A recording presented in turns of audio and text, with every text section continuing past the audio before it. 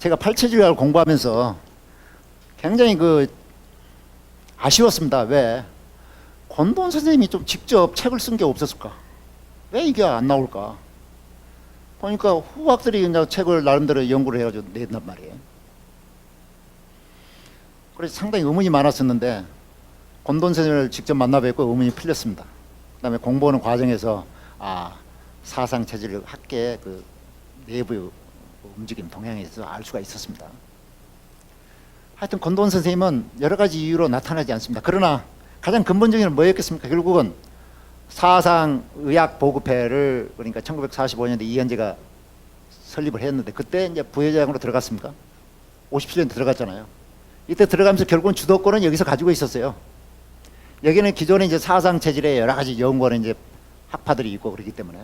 근데 이분들이 또 이제 같이 합류를 해가지고 같이 이제 회의를 꾸려갔었죠.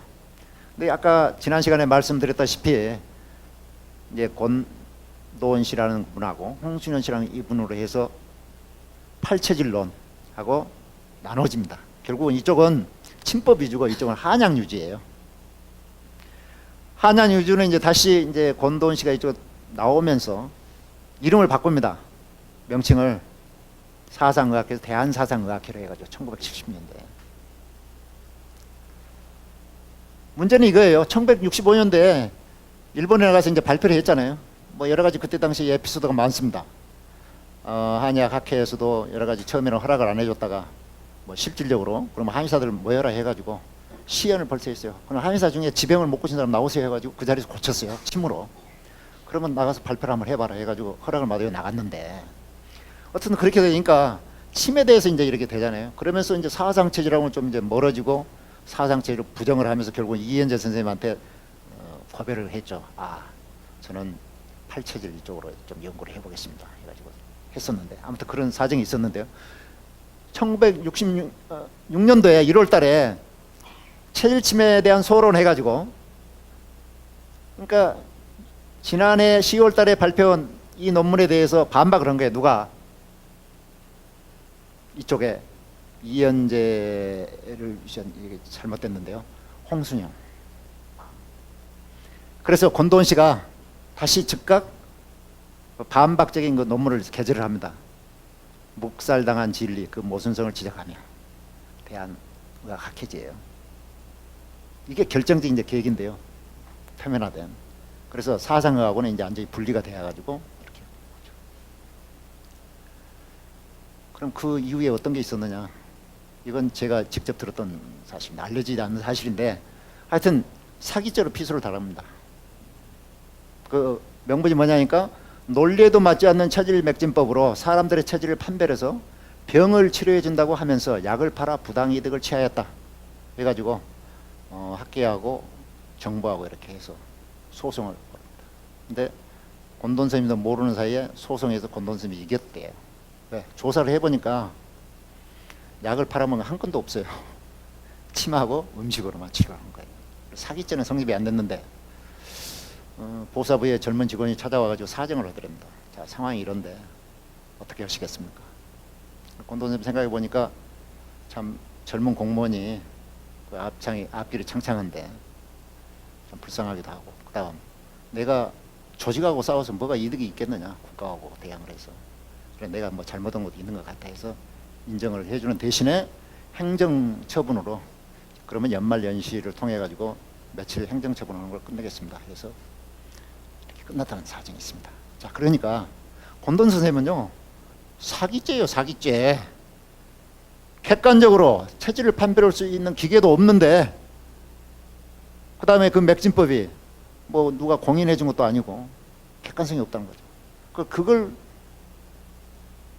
빌미로 해가지고 너 돈 벌려고 하지 않았느냐. 권도원 선생님도 참 이게 숙제죠. 왜? 체질이 판별이 잘못되면은 차라리 팔체질을 모르고 진행하는 것만 못하다. 왜? 잘못 판정이 되면은 체질식을 잘못하면 정반대로 나갈 수가 있다. 상당히 위험하다는 거죠. 그래서 여기에 가장 중점을 뒀습니다. 뭐냐면 과학적인 객관적인 맥박 측정기예요. 그래도 사제를 털어가지고 카이스트하고 같이 연구도 했고 미국 독일을 비롯해서 쭉 수많은 연구를 했습니다. 그런데 권도원 선생님이 받는 그 맥진법에서 나온 팔체질 분류된 그냥 그거 하고 안 맞아 떨어지는 거예요. 적어도 99% 이상이 뭐가 나와야 되는데 프로테이가 떨어지는 거예요. 특허 출원까지 많이 했습니다. 제가 국립도서관 가가지고 자료를 쭉 보니까 특허 출원 게 여러 건이 있더라고요. 아무튼 이게 숙제입니다. 그래서 제가 권돈 선생님을 처음 뵀을 때 말씀을 드렸어요. 박사님, 저와 같은 후학들 정말 독하게 해가지고 팔체질 여기에 빠져가지고 있는데 제발 선생님 빨리 좀 책 좀 쓰십시오. 혼란이 지금 초래되지 않습니까? 그랬더니 자초지종을 이야기하는 거예요. 내가 할 사명이 있는데 죽기 전에 이걸 먼저 해야 된다. 이게 먼저지.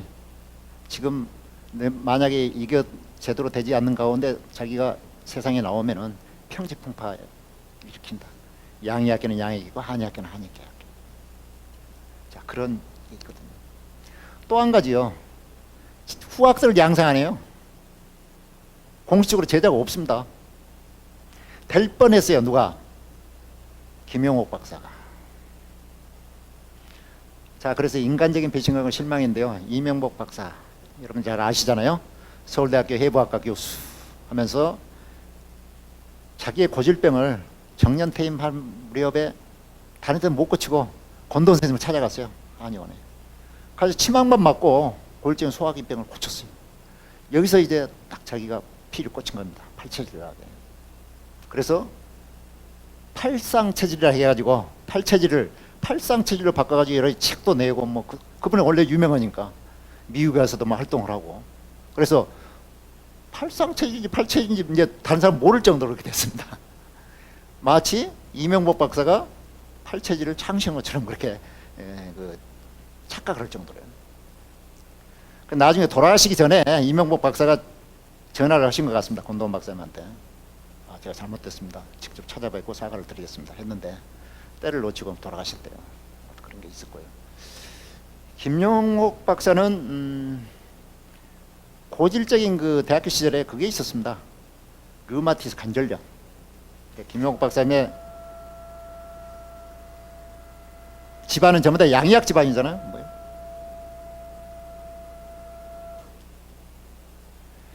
그래서 처음에 다 양반계통으로 쭉 치료를 했는데 가면 갈수록 더 몸이 나빠지는 거예요.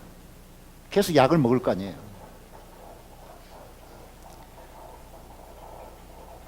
그 약을 먹으니까 몸이 불불 끓잖아요.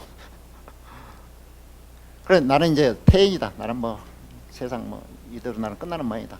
해가지고 고향에 내려가지고 휴학계를 내고 고향에 내려가지고 이제 시리에 빠져 있었는데 어떤 집사님이 찾아와가지고 말하는 거예요.